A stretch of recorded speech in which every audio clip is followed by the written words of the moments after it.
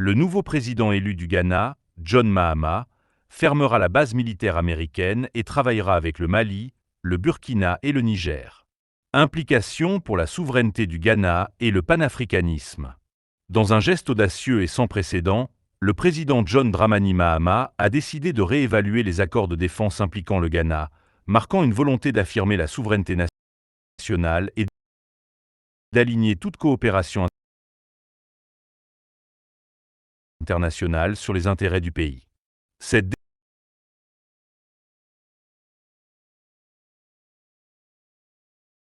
décision a suscité de vifs débats à travers le spectre politique ghanéen, touchant des questions de souveraineté, de stabilité régionale et des idéaux panafricains. Cet article explore les implications sociopolitiques et militaires de cette initiative, ainsi que la perception qu'en ont les panafricanistes et la communauté internationale. Contexte: les accords stratégiques de défense du Ghana. Au fil des décennies, le Ghana a signé plusieurs accords de défense avec des puissances mondiales, notamment les États-Unis, portant sur la coopération militaire, la formation et les infrastructures de sécurité. L'un des accords les plus controversés a été celui de 2018 avec les États-Unis, qui accordait au personnel militaire américain un accès illimité à certaines installations ghanéennes et une immunité contre toute poursuite sous le droit ghanéen. À l'époque, cet accord avait suscité des critiques dénonçant une atteinte à la souveraineté nationale. La décision du président Mahama de réévaluer ces accords marque un tournant significatif, reflétant des préoccupations croissantes quant aux implications à long terme de la présence militaire étrangère dans le pays. Principales implications sociopolitiques. 1. Souveraineté et identité nationale. La réévaluation de ces accords met en lumière l'importance de la souveraineté dans le discours national du Ghana. Pour de nombreux Ghanéens, la perception de bases militaires étrangères et d'accords déséquilibrés évoque souvent les souvenirs douloureux de l'exploitation coloniale. Cette initiative est perçue comme une réaffirmation de l'indépendance du Ghana et une étape vers la redéfinition de son identité à l'ère post-coloniale. En renégociant les termes ou en mettant fin aux accords jugés défavorables, le gouvernement envoie un message clair à ses citoyens. Les intérêts nationaux priment sur les agendas étrangers. 2. Réaction politique intérieure. La réévaluation a déclenché un débat intense sur la scène politique ghanéenne. Les partis d'opposition et les organisations de la société civile ont salué cette décision, la considérant comme une correction nécessaire pour rééquilibrer les relations étrangères du Ghana. Cependant, les critiques craignent que cette démarche n'isole des alliés clés, entraînant potentiellement des répercussions économiques et sécuritaires. Le Parlement ghanéen, qui jouera un rôle crucial dans l'approbation de toute modification de ces accords, est devenu une véritable arène de confrontation des différentes perspectives. 3. Sentiment public et implication de la jeunesse. Pour la jeunesse ghanéenne, de plus en plus engagée sur les questions de gouvernance et d'influence étrangère, cette réévaluation représente une lutte plus large contre le néocolonialisme. Les mouvements étudiants et les organisations de base soutiennent massivement la décision du président, qu'ils considèrent comme un combat pour la dignité nationale. Cette décision a également ravivé les discussions sur la nécessité d'une plus grande transparence dans les engagements internationaux du Ghana, avec des appels en faveur de consultations publiques et d'une surveillance parlementaire accrue. Implications militaires. 1. Autonomie stratégique. En réévaluant ces accords, le Ghana cherche à renforcer son autonomie militaire. Historiquement, la dépendance aux puissances étrangères pour la formation et les équipements a rendu les nations africaines vulnérables à des manipulations extérieures. Cette démarche pourrait ouvrir la voie à des investissements dans des capacités militaires indigènes et à une collaboration régionale renforcée au sein de la Communauté économique des États de l'Afrique de l'Ouest, CEDEAO. 2. Orientation vers des partenariats régionaux. La décision de Mahama s'inscrit également dans une logique plus large d'appel à une reliance moindre sur les puissances étrangères et d'une plus grande coopération régionale en matière de sécurité.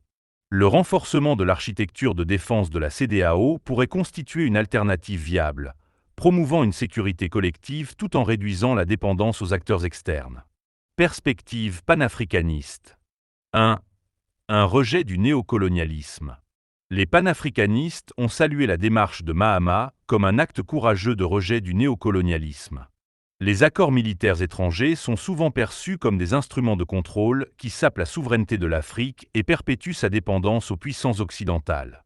Des figures comme PLO Lumumba ont souvent critiqué ces accords, affirmant qu'ils compromettent la capacité de l'Afrique à définir sa propre voie. La réévaluation de Mahama est vue comme une étape vers la réalisation de la vision de Kwame Nkrumah d'une Afrique unie et autosuffisante. 2. Une inspiration pour d'autres nations africaines. La décision du Ghana pourrait servir de modèle pour d'autres pays africains cherchant à réexaminer leurs accords de défense. Ces dernières années, des nations comme le Burkina Faso et le Mali ont pris des mesures similaires pour limiter l'influence étrangère, signalant un changement plus large vers des solutions africaines. La position de Mahama pourrait inciter d'autres dirigeants à prioriser la souveraineté et à repenser leur engagement avec les puissances mondiales. 3. Défi à l'unité panafricaine.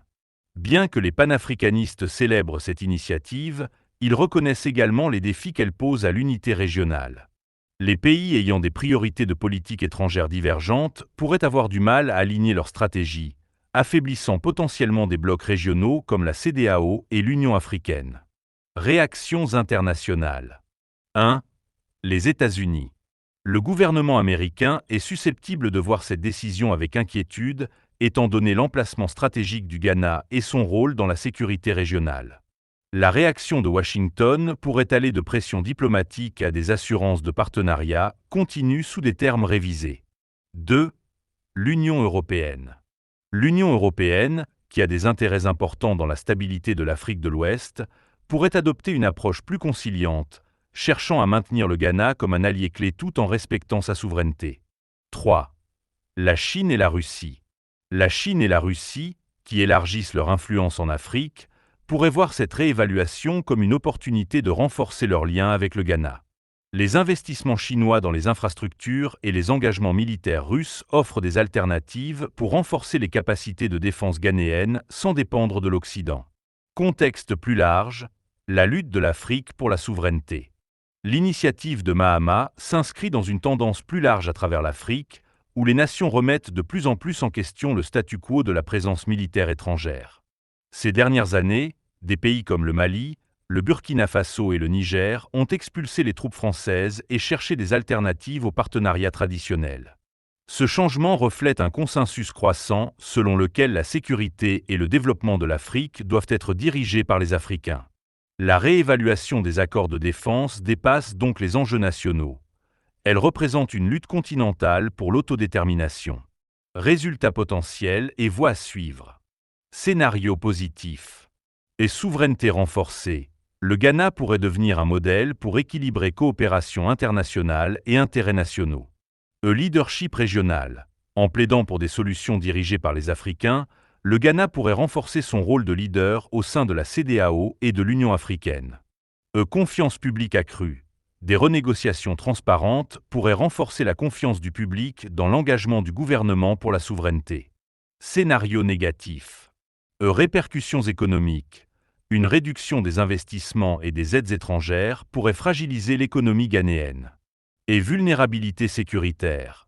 Un déclin du soutien militaire étranger pourrait exposer le Ghana à des menaces régionales. Et isolement géopolitique. Des relations tendues avec des puissances mondiales clés pourraient limiter l'influence internationale du Ghana.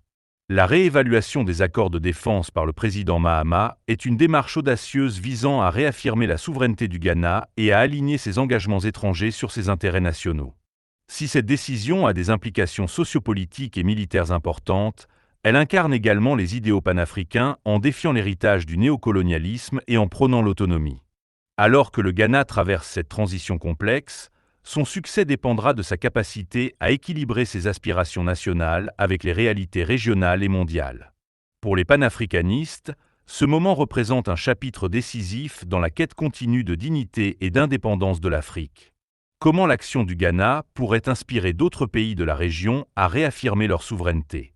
La décision du président Mahama de réévaluer les accords de défense du Ghana est un geste audacieux qui pourrait devenir un catalyseur pour d'autres pays africains. Cette démarche, perçue comme une affirmation de souveraineté nationale, pourrait inspirer une vague de réformes similaires à travers la région, visant à réduire la dépendance envers les puissances étrangères et à renforcer l'autonomie des nations africaines. Voici comment cette initiative pourrait influencer les autres pays de la région. 1. Effet d'exemple, un signal fort à la région. Le Ghana, avec son histoire de leadership dans le panafricanisme sous Kwame Nkrumah, reste un modèle pour de nombreux pays africains. En prenant une position ferme contre les accords jugés défavorables, il envoie un message aux nations voisines. Il est possible de redéfinir les relations avec les puissances mondiales tout en poursuivant le développement national. Cet effet d'exemple pourrait être particulièrement influe dans des pays comme le Togo, où la présence militaire française a longtemps été contestée. La Côte d'Ivoire, où les accords de défense avec la France restent un sujet sensible. Le Bénin et le Niger, confrontés à des questions de souveraineté dans le cadre des coopérations sécuritaires. Les dirigeants régionaux pourraient voir cette initiative comme une opportunité politique pour s'aligner avec des aspirations populaires croissantes contre le néocolonialisme. 2. Renforcement de l'unité régionale. Le geste du Ghana pourrait encourager les pays voisins à collaborer davantage sur des solutions africaines en matière de sécurité et de développement. Cette initiative pourrait favoriser une coopération militaire régionale. Au lieu de dépendre des bases militaires étrangères, les pays pourraient investir dans des infrastructures communes via la CEDEAO. Le développement des capacités locales, en misant sur des industries de défense africaines et des formations indigènes pour leurs forces armées. Par exemple, une coalition régionale pour la sécurité, indépendante des puissances étrangères, renforcerait non seulement la souveraineté, mais aussi la stabilité collective. 3. Encouragement à revoir les accords de défense hérités du colonialisme. De nombreux accords de défense en Afrique subsaharienne sont des vestiges de l'époque coloniale, souvent déséquilibrés en faveur des anciennes puissances coloniales. L'exemple du Ghana pourrait inciter des pays comme le Gabon, où la présence militaire française reste importante, le Burkina Faso et le Mali, qui ont récemment expulsé les troupes françaises et pourraient être encouragés à formaliser des partenariats locaux pour combler le vide laissé. Ces pays pourraient suivre l'exemple du Ghana en réexaminant leurs accords pour s'assurer qu'ils servent leurs propres intérêts plutôt que ceux des puissances étrangères. 4. Un appel à une nouvelle vision panafricaine. La décision du Ghana résonne avec les idéaux panafricains de libération complète de la domination étrangère. Les leaders qui partagent cette vision pourraient trouver dans ce geste une inspiration pour développer des alliances intra-africaines, en favorisant le commerce, la sécurité et les infrastructures entre pays africains. Promouvoir des partenariats équitables avec d'autres puissances mondiales, comme la Chine, la Russie ou les nations du Sud global, dans des conditions qui respectent leur souveraineté. Des dirigeants comme Assimi Goïta, Mali, ou Ibrahim Traoré, Burkina Faso, qui ont déjà exprimé leur volonté de s'émanciper des influences étrangères, pourraient considérer le Ghana comme un allié dans cette démarche. 5. Mobilisation de l'opinion publique dans d'autres pays. Le geste du Ghana pourrait galvaniser les mouvements de jeunesse et les organisations de la société civile dans toute la région, comme cela s'est vu avec les mouvements anti-français au Sahel. L'opinion publique joue un rôle essentiel dans la pression exercée sur les gouvernements pour agir. Par exemple, au Gabon et en Côte d'Ivoire, après le changement de régime, une évaluation des relations avec les puissances étrangères pourrait être mise à l'ordre du jour. L'élan populaire créé par cette initiative au Ghana pourrait donc déclencher une vague de revendications similaires à travers l'Afrique. 6. Défi aux puissances étrangères. En voyant plusieurs pays africains remettre en question leurs relations avec des puissances étrangères, ces dernières pourraient être forcées de repenser leur approche. Cela pourrait aboutir à des partenariats plus équilibrés. Les puissances étrangères seraient obligées de proposer des accords mutuellement bénéfiques pour conserver leur influence. Un respect accru de la souveraineté africaine face à la pression collective des nations africaines. Par exemple, des nations comme la France ou les États-Unis pourraient adopter une posture plus respectueuse des besoins africains pour éviter un rejet massif. 7. Risques et opportunités pour les pays suiveurs. Bien que l'initiative du Ghana soit prometteuse, elle comporte des risques. Les pays qui suivraient cet exemple pourraient faire face à des pressions économiques et diplomatiques. Des puissances étrangères pourraient réduire leur aide ou imposer des sanctions. Un vide sécuritaire temporaire. La rupture avec des partenaires étrangers pourrait exposer certains pays à des menaces sécuritaires immédiates. Cependant, ces défis pourraient être surmontés si les pays adoptent une approche collective régionale. Ils investissent dans des alternatives locales pour la sécurité et le développement. Une étincelle pour une révolution régionale. La décision du Ghana de réévaluer ses accords de défense pourrait être l'étincelle nécessaire pour une révolution panafricaine dans la gestion des relations internationales. En inspirant d'autres nations à réaffirmer leur souveraineté, le Ghana pourrait déclencher une dynamique régionale où les pays africains reprennent le contrôle de leur destin politique, économique et militaire. Cette initiative illustre une prise de conscience croissante parmi les nations africaines que la véritable indépendance nécessite non seulement la libération des chaînes coloniales, mais aussi la rupture avec les pratiques néocoloniales. Si d'autres pays emboîtent le pas, l'Afrique de l'Ouest, et peut-être le continent tout entier, pourraient entrer dans une nouvelle ère de dignité et de souveraineté. C'est tout pour aujourd'hui, mais si vous êtes nouveau ici, je vous demande de soutenir la chaîne en vous abonnant et en appuyant sur la cloche de notification, afin que YouTube vous avertisse chaque fois que nous téléchargeons une nouvelle vidéo informative comme celle-ci. Aimez et partagez cette vidéo, et bien sûr, n'oubliez pas de nous laisser un commentaire en nous disant où de quel pays vous nous regardez. Pensez-vous que le geste audacieux du Ghana inspirera d'autres nations africaines à réexaminer leurs accords avec les puissances étrangères? Pourquoi ou pourquoi pas? Laissez-nous vos commentaires en bas. Merci.